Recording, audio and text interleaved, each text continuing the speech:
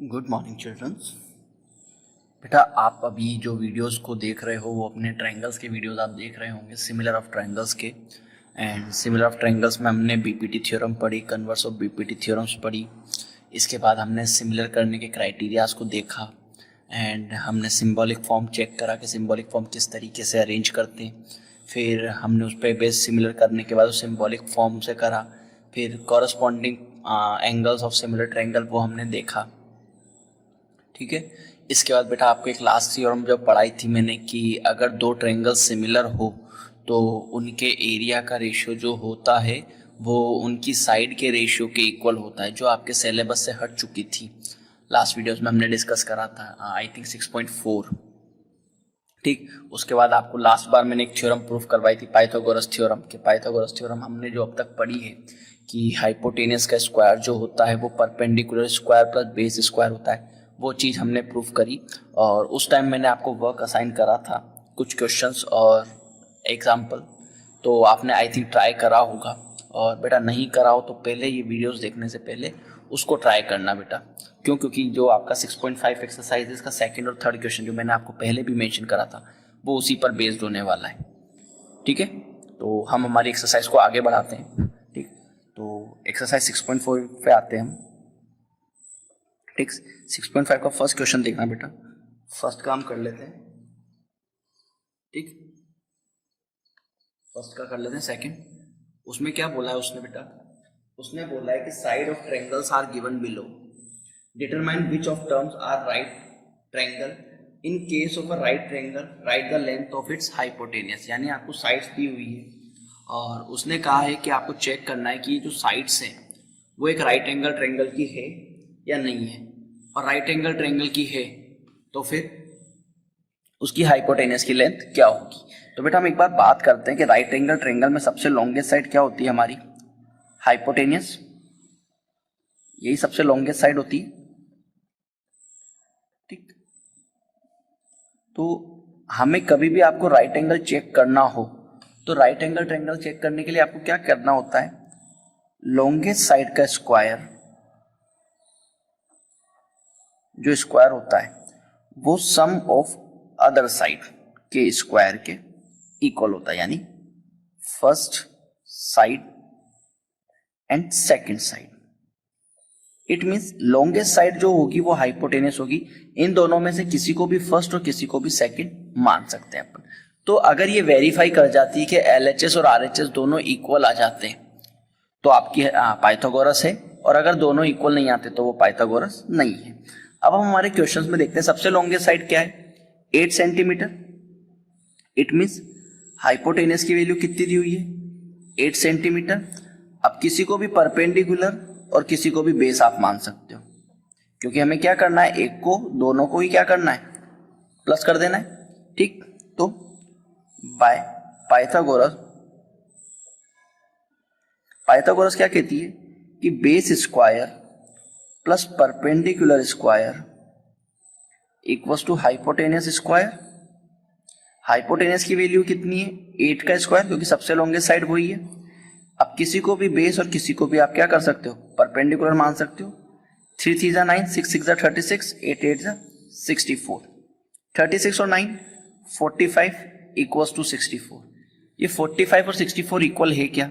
So 45 is not equals to 64, so these sides are not a right angle triangle. So लिख सकते हैं, so it is not a right angle triangle,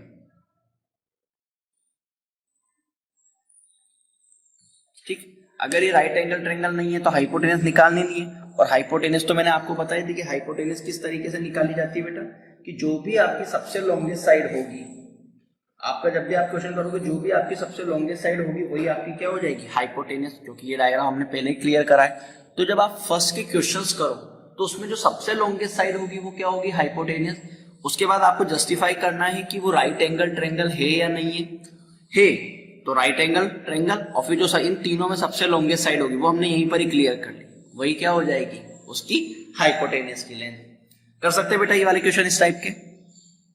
कोई दिक्कत है नहीं? Second और थर्ड मैंने आपको होमवर्क में असाइन करा था क्योंकि सेम एग्जाम्पल जैसा था, तो आपने ट्राई करा होगा आई होप। ठीक, अब हम आते हैं हमारे क्वेश्चन नंबर 4 पर। ठीक, क्वेश्चन नंबर 4 क्या बोलता है बेटा, ABC is an isosceles right angle. बेटा क्वेश्चन नंबर 4 एंड 5 दोनों सेम है। 5 आपको होमवर्क में रहेगा ये वाला क्वेश्चन। ठीक, दोनों सेम है, एक को सीधा करना है क्वेश्चन को और दूसरे को उल्टा करना है। कोई बात नहीं, मैं हिंट दूंगा।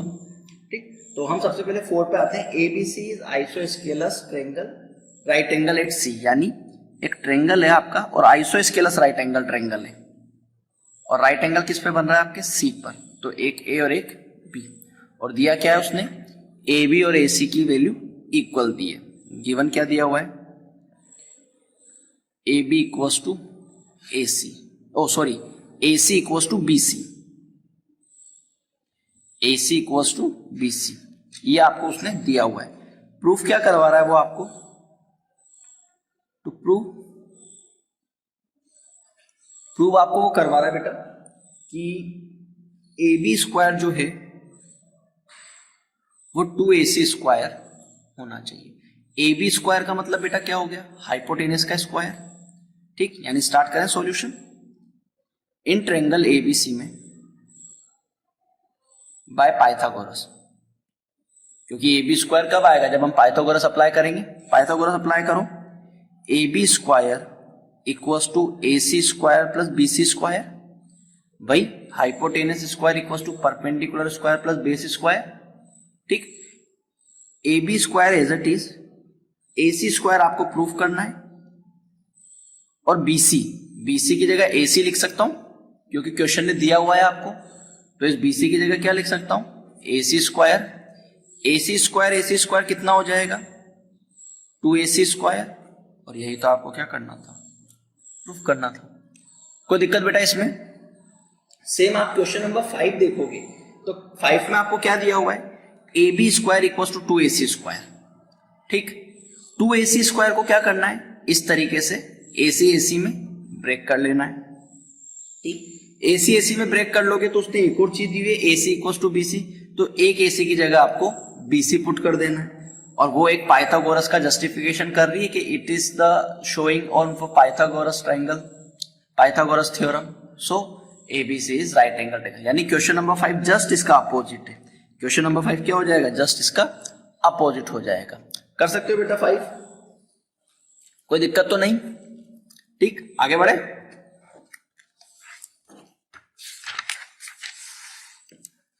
यस बेटा, नेक्स्ट क्वेश्चन हम देखते हैं, question number 6।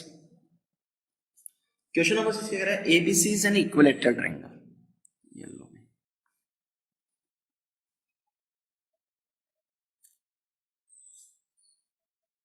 C is an equilateral triangle, और उसकी साइड कितनी दी हुई है उसने, 2A, यानी सबकी साइड कितनी दी हुई है उसने, 2A, ये भी आपकी 2A और ये भी आपकी 2A।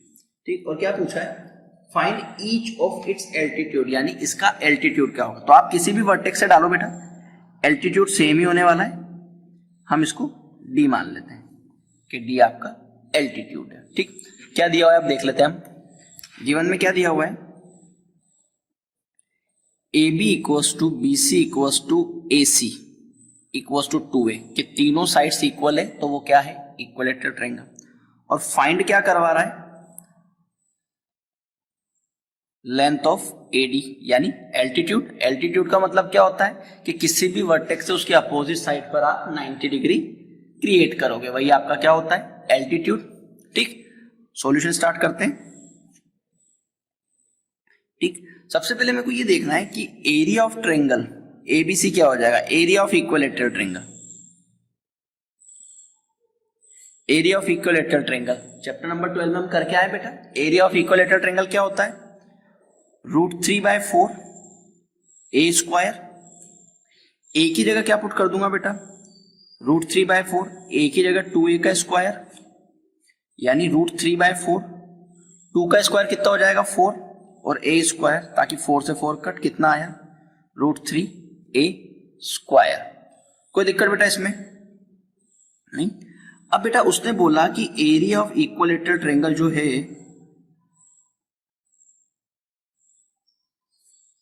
वो कितना है आपके पास, √3a²। ठीक बेटा, आपको याद हो जब हम 9th में हेरोन्स करते थे तो ट्रेपेजियम में हाइट निकालनी होती थी, तो हम क्या करते थे, एरिया ऑफ इक्विलेटरल ट्रायंगल को हम किस तरीके से, क्योंकि एरिया निकालने का फॉर्मूला तो 1/2 बेस इंटू हाइट भी है। अपन ने बात करी थी कि जब अपन ने कोऑर्डिनेट ज्योमेट्री पढ़ा था 7.3, तो उसमें बताया था कि एरिया ऑफ ट्रायंगल कितने तरीके से निकलता है। तो ये एक फॉर्मूला है एरिया ऑफ ट्रायंगल निकालने का, यानी √3a² जो इस ट्रायंगल का एरिया आया है, इक्विलेटरल ट्रायंगल का एरिया आ रहा है, तो वो 1/2 बेस इंटू हाइट से भी आ सकता था, यानी 1/2 base into height into √3a²। Base की वैल्यू कितनी दी हुई है बेटा आपको, 2a। बेस आपको 2a दिया हुआ है, ये देखो बेस आपको 2a दिया हुआ है और हाइट फाइंड करनी है, तो बेस की जगह पर क्या डाल देंगे, 2a into h equals to √3a²। 2 से 2 कट, h की वैल्यू √3a² अपॉन a से a कट गया, तो h की वैल्यू क्या आ जाएगी बेटा आपके पास, √3a। कोई दिक्कत बेटा इसमें कि h की वैल्यू कितनी आ जाएगी आपके पास, √3a। क्लियर है बेटा ये चीज, ठीक। Now question number 7। Question number 7 बेटा अच्छा क्वेश्चन है, इंपॉर्टेंट क्वेश्चन है, ठीक। क्वेश्चन नंबर 7 क्या कह रहा है, prove that the sum of square of the sides of rhombus, यानी आपको सबसे पहले एक रोम्बस बनाना है,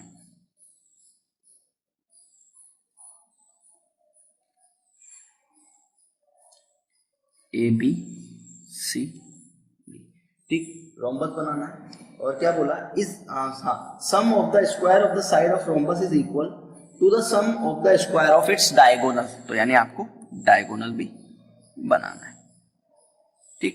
गिवन में क्या क्या दिया हुआ है, ABCD इज अ रोम्बस, ठीक। ABCD रोम्बस इट मींस ये चारों साइड्स इक्वल होगी, AB equals to BC equals to CD equals to DA, और उसने क्या बोला, डायगोनल्स भी इक्वल हैं, AC equals to BD। Clear है यहां तक, इंटरसेक्ट पॉइंट को O मान लेते हैं, ठीक। प्रूफ क्या करना है, टू प्रूव कि उसने बोला sum of the square side of rhombus, square side के रोम्बस के स्क्वायर का सम, यानी AB² plus BC² plus CD² plus DA²। क्या बोला उसने था, sum of the square side of rhombus, यानी चारों रोम्बस की चारों साइड्स के स्क्वायर का सम वो किसके इक्वल होगा, is equal to sum of the square of its diagonal, यानी डायगोनल के स्क्वायर के सम के, ठीक। अब बेटा हम देखते हैं कि AB, BC, CD और DA, तो बेटा जो रोम्बस के डायगोनल्स होते हैं वो क्या करते हैं बेटा, परपेंडिकुलर बाइसेक्टर करते हैं, यानी सारे एंगल्स कितने होंगे, 90 के, और बाइसेक्ट कर रहे हैं, इट मींस AO जो है वो OC के इक्वल है और OB जो है वो OD के इक्वल है, ठीक। ये मैंने सिंगल कट और डबल कट क्यों लगाया, क्योंकि बेटा रोम्बस के डायगोनल्स जो होते हैं वो इक्वल नहीं होते, इट मींस अगर AC की वैल्यू 8 है तो BD की वैल्यू 4 हुई, तो ये 8 के हिसाब से 4 ये AO और OC 4 और BD की वैल्यू 4 है, तो BO कितना हुआ 2। It means perpendicular bisector, equal bisector नहीं कर, मतलब कि डायगोनल्स इक्वल होंगे तो ये सारी लेंथ इक्वल नहीं आएगी, इसलिए मैंने अलग अलग कट लगाया, ठीक। यानी आपको और क्या क्या दिया हुआ है, OA इक्वल्स टू OC भी आपको दिया हुआ है and OB equals to OD भी आपको पता है, क्योंकि रोम्बस की प्रॉपर्टी होती है। क्लियर बेटा यहां तक, ठीक। आगे बढ़े, यस बेटा इस क्वेश्चन को करते हैं। हमें क्या चाहिए, AB², BC², CD², DA², यानी हमें इन चारों पार्ट में आपको क्या लगा देना है, पाइथागोरस अप्लाई कर देंगे, ठीक है, ठीक। In triangle AOB by Pythagoras, ठीक। पाइथागोरस में क्या होता है कि AB² जो होगा वो OA² प्लस OB² के इक्वल होगा, इक्वेशन नंबर 1 डायग्राम में देखो अपने, ठीक। इसके बाद हम दूसरा ट्रायंगल लेते हैं, इन ट्रायंगल AOD, AOD में भी पाइथागोरस लगा दो क्योंकि आपको AD स्क्वायर भी चाहिए। ठीक, पाइथागोरस लगाओगे तो क्या हो जाएगा, AD square equals to OA square plus OD square, equation number 2। ठीक, इसके बाद आपका तीसरा ट्रायंगल, इन ट्रायंगल BOC में भी पाइथागोरस, क्यों, क्योंकि आपको BC स्क्वायर भी चाहिए, यानी BC square equals to BO square plus OC square, equation number 3। और last triangle, in triangle COD में भी आपको क्या लगा देना है, पाइथागोरस लगा देना है। पाइथागोरस लगाओगे तो क्या हो जाएगा, CD square equals to CO square plus OD square, equation number 4। बेटा आपको जो प्रूफ करना है, प्रूफ करने में क्या आ रहा है, AB square plus BC square plus CD square plus DA square, यानी इसकी लेफ्ट हैंड साइड के सारे स्क्वायर का सम करना है। तो मुझे इन चारों इक्वेशन को क्या करना पड़ेगा, ऐड करना पड़ेगा, यानी एडिंग इक्वेशन 1, 2, 3 एंड 4, चारों इक्वेशन को मुझे ऐड करना पड़ेगा। ऐड करते हैं तो ये हो गया AB square plus BC square plus CD square plus DA square equals to OA square plus OB square, ठीक, OA square plus OD square, OB square plus OC square plus OC square plus OD square. Clear. अब बेटा OA आपके पास 2 बार आ रहा है, यानी 2OA square, ये देखो OA OA 2 बार आ रहा है। सेम OB भी आपके पास 2 बार आ रहा है, यानी 2OB स्क्वायर। OC देखा जाए तो वो भी 2 बार आ रहा है, यानी 2OC square plus 2OD square, यानी सारी साइड्स क्या क्या आ रही है, 2 बार आ रही है। अब सब में से 2 कॉमन ले लूं, यानी 2OA square plus OB square plus OC square plus OD square. ठीक, अब यहां पर आके बेटा बच्चे कंफ्यूज हो जाते हैं, sir OA square plus OC square को मैं AC स्क्वायर लिख सकता हूं क्या? तो बेटा OA स्क्वायर और OC स्क्वायर, देखो हमने क्या माना था, डायग्राम में हम देखते हैं, हमने क्या माना था, OA और OC की वैल्यू 4 4 मानी थी। लेट मान लेते हैं कि OA भी 4 है और OC भी 4 है। ठीक, दोनों की लेंथ सेम होनी चाहिए। तो क्वेश्चन में स्टेटमेंट क्या हो रहा है, OA square plus OC square. तो OA स्क्वायर यानी 4 का स्क्वायर 16 और OC स्क्वायर यानी 4 का स्क्वायर 16, और 16 प्लस 16 32। और आपने क्या बोला कि sir OA square plus OC square को मैं AC स्क्वायर लिखना चाहता हूं। तो आपके पास टोटल AC कितनी है, ये 4 ये भी 4, टोटल 8, और 8 का स्क्वायर 64, यानी 32 इज नॉट इक्वल टू 64।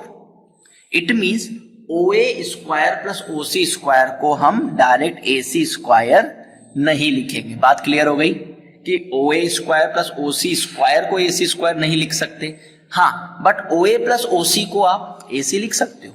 ठीक, तो हम क्या करेंगे, ये 2 OA स्क्वायर को OA स्क्वायर ही रहने देते हैं, OB स्क्वायर को OB स्क्वायर रहने देते हैं। OC स्क्वायर को OA स्क्वायर लिख सकता हूं क्योंकि OA और OC की लेंथ गिवन है, क्योंकि डायगोनल जो होते हैं वो बाइसेक्ट होते हैं। सेम OD को मैं क्या लिख सकता हूं, OB स्क्वायर। अब OA square OA square 2OA square, OB square OB square 2OB square. ठीक, यहां तक क्लियर। अब हमें प्रूफ करने में OA तो नहीं लाना था, हमें क्या लाना था, प्रूफ करने में OA की जगह हमें क्या लाना था, AC, यानी ये लेंथ OA आ रही है मेरे पास और मुझे चाहिए AC।